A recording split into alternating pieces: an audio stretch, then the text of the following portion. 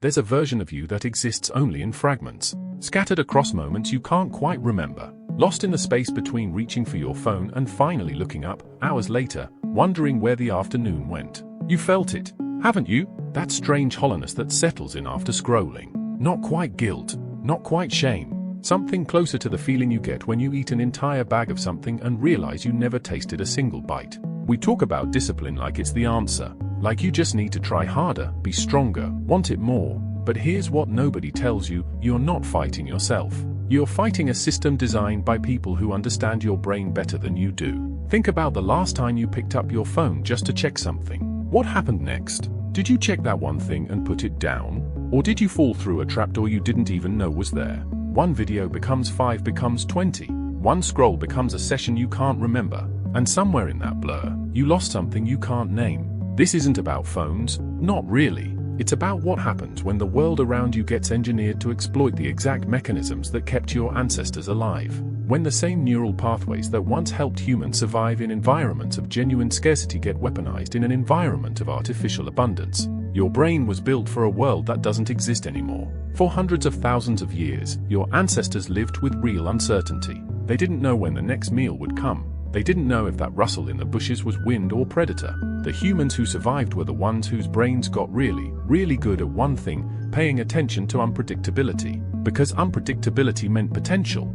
Potential reward, potential danger, potential everything. So your brain evolved to light up when something might happen, not when something definitely will happen. That's boring, predictable, safe. Your brain craves the maybe, the possibly, the what if this time. That's the hook buried in every app on your phone. You swipe once. Cute dog. Nice hit of satisfaction. You swipe again. Political rant that makes your blood pressure spike. You swipe again. Someone's vacation photos that trigger a flicker of something you're not quite ready to call envy. You swipe again. Motivational quote that lands just right. You swipe again. You're not looking for content anymore. You're chasing the possibility that the next swipe might give you something. And here's the beautiful, terrible truth: the bad content is just as essential as the good, maybe more essential. Because if every swipe gave you exactly what you wanted, you'd stop swiping. Your brain would recognize the pattern, get bored, move on. But when you have to dig through 10 mediocre things to find one that hits, when you never quite know what you're going to get, when sometimes you strike gold and sometimes you strike out, that's when your brain starts pulling the lever compulsively. Like you're prospecting for dopamine in an infinite mine where just enough gold shows up to keep you digging. The garbage isn't a bug, it's a feature.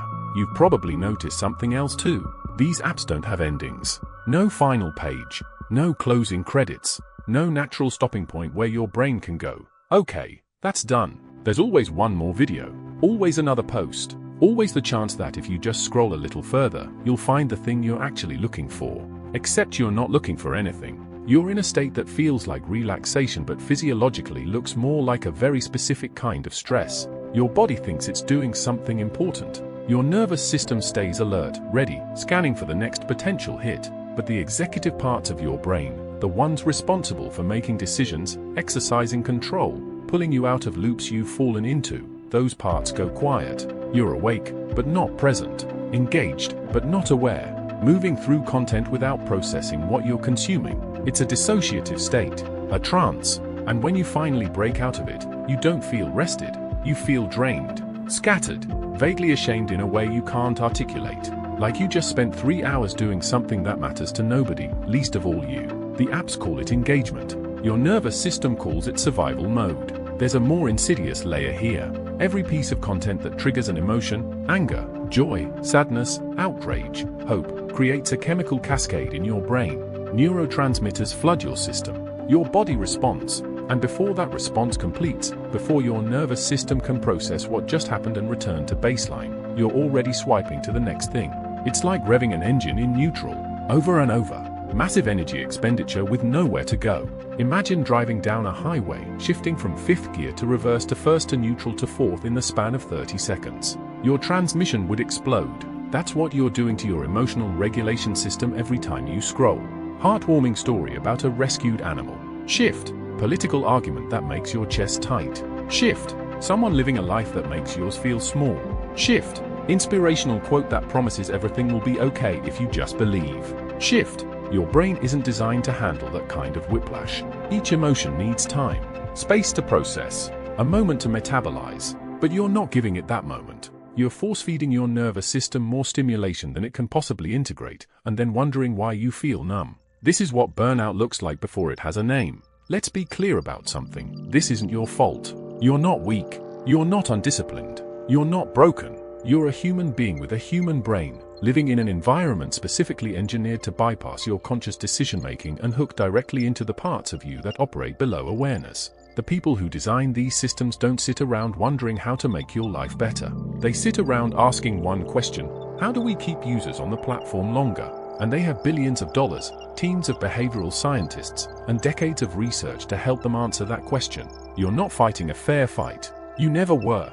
Think about what that means for a second. When you pick up your phone and fall into a 2-hour scroll, you're not losing to yourself. You're losing to a coordinated effort by some of the smartest people on the planet, armed with more data about human behavior than has ever existed in history, all focused on one goal: making you stay. They know which colors trigger urgency. They know exactly how long to make you wait before showing you something good. They know how to pace the reward so you never quite feel satisfied but never quite feel hopeless. They've A/B tested every pixel, every notification, every interaction pattern. This isn't a competition. It's an ambush. And the most insidious part? They've convinced you that it's your responsibility to fight them off with nothing but willpower. That if you just had more self-control, more discipline, more strength, you'd be fine. It's brilliant, really. They've built a system designed to be addictive and then placed all the blame for the addiction on you. Imagine if a casino surrounded your house. Imagine if every time you walked past a window, you saw slot machines blinking at you. Imagine if they sent messengers to your door every 15 minutes saying, "Hey, there's a new game inside. You should come check it out. Everyone else is playing. You might win something." How long would you last? That's what your phone is. A casino that never closes. That lives in your pocket. That knows exactly which games you're most likely to play. But here's the thing about unfair fights: you can still win them. You just can't win them the way you've been trying. Most people approach this problem like it's a willpower issue. They delete the app. They make rules. They promise themselves they'll do better tomorrow. And for a while, maybe they do. But eventually, the cravings come back. The boredom sets in. The discomfort of just sitting with yourself becomes too much. And the app gets reinstalled because you never addressed the real problem. The real problem isn't that you lack discipline. It's that you're trying to use discipline to solve a design problem. Your phone is designed to be frictionless, effortless. One tap and you're in. No barriers, no resistance, no moment where you have to consciously decide whether this is actually what you want to be doing right now. If you want to change your relationship with it, you need to add back the friction. Make it harder to get to the things that hook you. Not impossible, just harder. Enough that you have to pause and ask yourself, do I actually want this right now? Or am I just uncomfortable? Delete the apps you compulsively check. Not forever, just off your phone. If you really need to use them on a computer, where you have to sit down, where you have to choose it deliberately. Turn off all color on your phone. Make it grayscale. I know that sounds small, but color is designed to grab attention. Bright reds for notifications, blues and greens that trigger reward responses. When everything is gray, your brain finds it less interesting. The pull weakens. These aren't big changes, but they add seconds. Seconds become moments. Moments become choices. And in those choices, you get your power back. There's another strategy most people miss entirely. They think the goal is to resist the urge to pick up the phone, to white-knuckle their way through the discomfort. That's not the goal. That's just suffering. The goal is to observe the urge without acting on it immediately, to create space between the impulse and the response. Next time you feel that itch to grab your phone, don't fight it. Don't judge yourself for feeling it. Just notice it. Give it a name. This is the urge to check. This is boredom. This is the feeling of needing a hit. Then wait. 10 seconds. That's it. Count to 10. Take a few breaths. Let the sensation exist without rushing to resolve it. Here's what you'll discover. Urges are waves. They rise, they crest, they fall. If you don't feed them, they pass. Every single time. But if you immediately reach for your phone the moment the discomfort shows up, you never learn this. You train yourself to believe that the only way to deal with discomfort is to escape it. And that training makes you increasingly fragile. You become someone who can't sit in a waiting room without distraction, can't stand in line without pulling out your phone, can't exist in a moment of nothing without needing something to fill it. And that's when you lose the ability to think.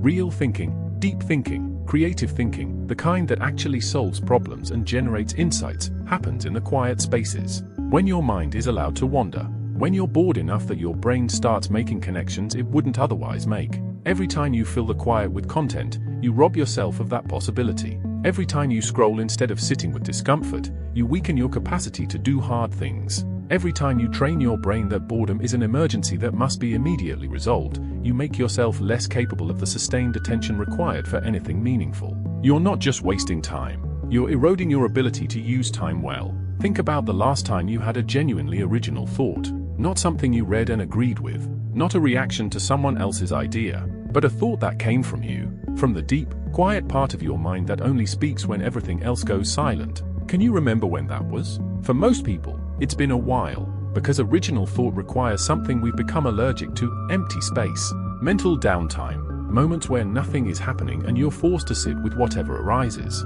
But we've eliminated those moments. Every potential gap gets filled. Waiting room? Phone. Elevator? Phone. Walking to your car? Phone. The 5 minutes before you fall asleep? Phone. We've turned ourselves into content consumption machines, running 24 hours a day, never offline, never truly alone with our own thoughts. And we wonder why we feel disconnected from ourselves. You want to know why you can't figure out what you actually want? Why you feel stuck? Why your life doesn't quite make sense even though on paper everything seems fine? It's because you haven't given yourself the space to think clearly in months, maybe years. You're trying to navigate your life while drowning in other people's opinions, other people's values, other people's metrics for success. And you're calling that research. You're calling that inspiration. You're calling that staying informed. But really, it's avoidance. Avoidance of the harder work of figuring out what you think, what you want, who you are when nobody's watching and nothing's buzzing. There's a reason monks go to monasteries, why writers disappear to cabins, why anyone who's ever done anything meaningful talks about the necessity of solitude. Not because they're antisocial, because they understand that clarity requires silence, that insight requires space, that you cannot hear your own voice when it's competing with 1,000 other voices, all screaming for your attention at maximum volume. The phone isn't just stealing your time, it's stealing your interiority, your capacity for self-reflection, your ability to know yourself. And without that, you're just drifting, following trends, chasing dopamine, wondering why nothing feels quite right. But here's the part that might save you: you can rebuild that capacity. It's a skill, and like any skill, it gets stronger with practice. Start small, absurdly small. Waiting for an elevator? Look at the door instead of your phone. Standing in line at the store? Watch the people around you. Notice details. Be present. Sitting in your car before you go into the house? Give yourself 30 seconds of just sitting. Nothing else. These moments feel pointless. They feel like nothing, but they're not nothing. They're repetitions. You're training your nervous system to tolerate the absence of stimulation. You're proving to your brain that boredom won't kill you. At first, it's going to feel unbearable. Your hands will itch. Your mind will race. Every cell in your body will scream for something to do. That's not weakness. That's withdrawal. And it means you're doing it right. Here's something else that helps. Replace the habit instead of just removing it. When you feel the urge to scroll, your brain is looking for something. Usually, it's one of three things: stimulation, escape, or connection. If you just try to resist the urge without addressing the underlying need, you'll lose every time. So ask yourself, what am I actually looking for right now? If it's stimulation, if you're bored and need something to engage with, do something active instead of passive. Go for a walk, call someone, work on something with your hands, draw, write, move your body. Give your brain the novelty it's craving through action instead of consumption. If it's escape, if you're stressed or overwhelmed and you just want to not think for a while, find a healthier form of relief. Take a shower, do breathing exercises, put on music and close your eyes. Lie on the floor and stare at the ceiling. These sound absurd, but they work. They give your nervous system the break it needs without training you to need your phone to cope. If it's connection, if you're lonely or want to feel part of something, reach out to an actual person. Text a friend. Call your mom. Send a voice message to someone you've been meaning to catch up with. Real connection, even brief, will satisfy that need better than watching strangers on the internet ever could. The pattern is simple: identify the need, meet it differently.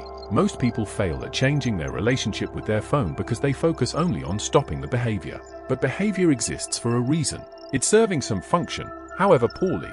If you don't replace the function, the behavior comes back. Every time. There's another framework that works remarkably well: the rule of 3 strikes. Here's how it works. When you feel the urge to pick up your phone, you don't immediately give in. But you also don't forbid yourself. Instead, you implement 3 checkpoints. Strike 1, notice the urge. Name it. I want to check my phone. Don't judge it. Don't fight it. Just acknowledge it. Strike 2, wait 10 seconds. Count them. Breathe. Let the sensation exist without resolving it. See if it fades. Strike 3, ask yourself one question. Will doing this make my life better or worse? If after all 3 strikes you still want to pick up your phone, fine. Pick it up. You've at least made it a conscious choice instead of an automatic reaction. But here's what you'll discover, most of the time, by strike 3, the urge has passed. Your brain has moved on. You've successfully interrupted the automatic pattern, and that interruption is where freedom lives. Over time, weeks, not days, this practice builds something crucial, the gap between impulse and action. That gap is your agency. It's the space where you get to decide who you are instead of letting your nervous system decide for you. And the more you practice creating that gap, the wider it gets. Eventually, picking up your phone stops being automatic. It becomes optional, and that changes everything. Over time, and it won't take as long as you think, the discomfort fades, the itch quiets. You start to notice things you've been missing for years. The way light changes throughout the day, the expressions on people's faces, the thoughts that surface when you're not drowning them in content. You start to feel like yourself again. Not the aspirational version of yourself you're chasing on social media. Not the person you think you should be. Just you. The person who exists when nobody's watching. The person who has thoughts and feelings and presence. That person is still in there, buried under notifications and noise and the endless scroll. But they're there, and they're worth fighting for. Because here's what nobody tells you about the time you spend scrolling. It's not just time. It's your life. The same finite, irreplaceable life you're planning to do something meaningful with someday. But someday isn't a day of the week. It's the lie you tell yourself to make today's choices feel less permanent. Every hour you spend in that trance is an hour you're not spending becoming the person you actually want to be. Not writing the thing you say you want to write. Not having the conversation you've been avoiding. Not taking the walk. Not making the call. Not sitting with the discomfort of doing something hard and uncertain. The apps want you to believe that scrolling is rest, that it's how you recharge, that you deserve this break after a long day. But rest is when your nervous system downregulates, when your body repairs itself, when your mind integrates the experiences of the day.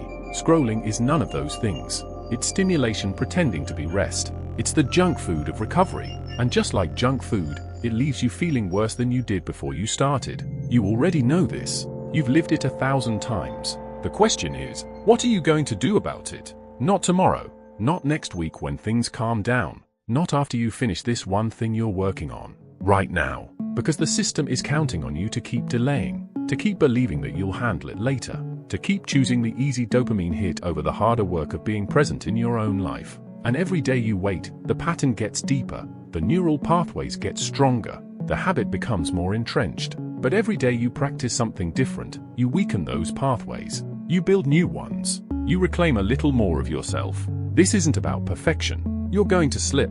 You're going to have days where you fall back into the old patterns. That's fine. That's human. The goal isn't to never scroll again. It's to stop being controlled by it. It's to reach for your phone because you chose to, not because your nervous system demanded it. It's to use these tools when they serve you, and to put them down when they don't. It's to remember that your attention is the most valuable thing you own. More valuable than your time. More valuable than your money. Because your attention is what you use to build your time into something that matters. And right now, you're giving it away for free to people who see you as inventory. You're better than that. Your life is better than that. So here's what I want you to do. Not think about. Not consider. Do. Right now, before you move on to the next thing, add one point of friction between you and the app you reach for most. Delete it. Grayscale your phone. Move it to a different room. Something. Anything. Just one barrier. That's all. And tomorrow, when you feel the urge to scroll, practice the 10-second pause. Count. Breathe. Notice what you're feeling. Let the wave rise and fall. You don't have to be perfect at it. You just have to try. Because here's what I know about you. You didn't make it this far in this message because you're content with where you are. You made it here because some part of you knows you're capable of more. Some part of you remembers what it feels like to be fully present in your own life. To have thoughts that aren't interrupted. To feel things that aren't engineered. That part of you is right. You are capable of more. But not if you keep feeding the system that's designed to keep you small. Not if you keep training yourself to escape every moment of discomfort. Not if you keep choosing the easy numbness over the hard clarity. The world needs you awake, present, thinking, feeling, creating. Connecting, being, not scrolling, not consuming, not disappearing into the digital void while your life happens somewhere in the background. You get one life. This one, right here, right now. What are you going to do with it? Because I promise you this, 10 years from now, you won't remember a single thing you scrolled past today. You won't remember the memes or the outrage or the perfectly curated lives of people you'll never meet. But you will remember the things you didn't do because you were too busy scrolling. You'll remember the conversations you didn't have, the risks you didn't take, the person you didn't become because you were waiting for someday instead of starting today. Don't let that be your story. You're stronger than the algorithm, smarter than the system, more valuable than the engagement metrics they're tracking. You just have to start acting like it. One choice at a time, one 10-second pause at a time, one moment of presence at a time. That's all it takes. And it starts now.